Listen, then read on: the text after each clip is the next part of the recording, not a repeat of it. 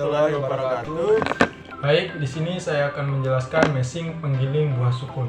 Mesin ini akan memproses sukun yang telah kering menjadi tepung secara sempurna dan cepat, sehingga proses pembuatan tepung tidak perlu ditumbuk lagi. Proses ini akan menghasilkan tepung sukun menjadi lebih cepat, sehingga produksi tepung sukun pun menjadi lebih lancar. Cara kerja alat pembuat tepung ini menggunakan motor sebagai sumber tenaganya, kemudian diteruskan melalui puli dan belt yang dihubungkan pada poros rotor pada ruas penggiling. Selanjutnya, pada proses penggilingan juga dilakukan proses pengayakan.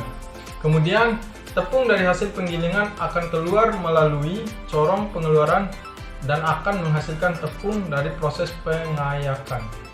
Di sini ada beberapa komponen mesin disc mill. Yang pertama ada rangka.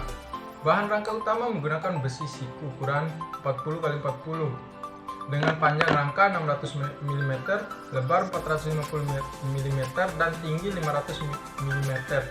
Bentuk rangka mendukung untuk dudukan motor mesin, corong pemasukan, corong pengeluaran, dan ruang penggilingan. Yang kedua ada motor bensin. Mesin bensin adalah sebuah tipe mesin pembakaran dalam yang menggunakan nyala busi untuk proses pembakaran. Dirancang untuk menggunakan bahan bakar bensin atau sejenis.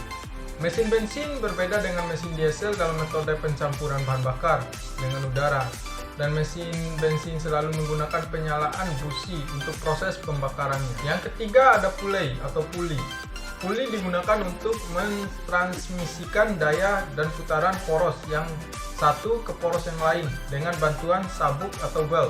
Kecepatan putaran merupakan perbandingan dari diameter puli penggerak ke diameter puli yang digerakkan. Yang keempat ada belt atau V-belt. Sabuk atau belt terbuat dari karet campuran dan mempunyai penampang trapesium yang ada pada bagian inti sabuk terbuat dari serat teteron. Yang kelima, ruang penggilingan.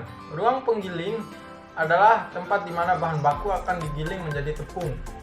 Di ruang penggiling ini terdapat rotor dan stator. Rotor adalah bagian yang berputar yang terhubung dengan poros, dan stator adalah bagian yang diam pada ruang penggilingan. Yang keenam ada bantalan atau bearings. Bantalan adalah salah satu elemen mesin yang berfungsi untuk menumpuk poros, agar putaran dan gerakan bolak-balik dapat berlangsung secara halus, aman, dan berfungsi agar umur peralatan menjadi lebih lama. Yang ketujuh, corong pemasukan atau hopper. Corong pemasukan berfungsi untuk menampung sementara bahan yang akan diproses pada ruang penggilingan.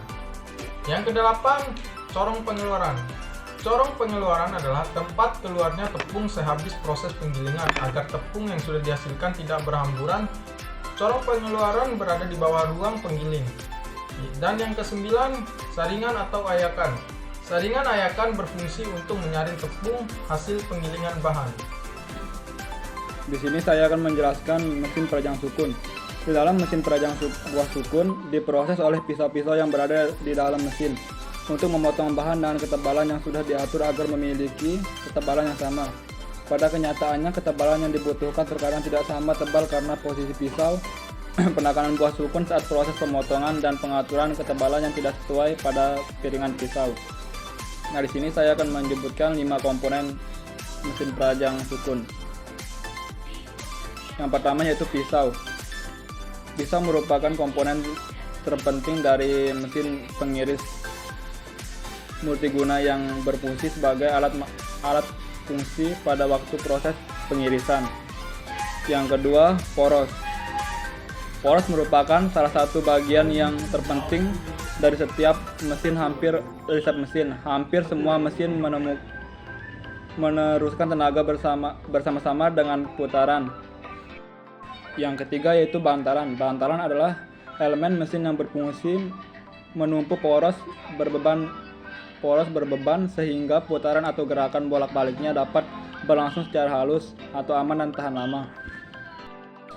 Yang keempat adalah palsi. Palsi digunakan untuk memindahkan daya dari satu poros ke poros yang lain dengan alat bantu P-help. Yang kelima adalah motor listrik. Motor listrik merupakan suatu alat yang dapat mengubah energi listrik menjadi energi gerak atau energi mekanik. Baik, sekian video dari kami. Lebih dan kurangnya kami mohon maaf. Wassalamualaikum warahmatullahi wabarakatuh.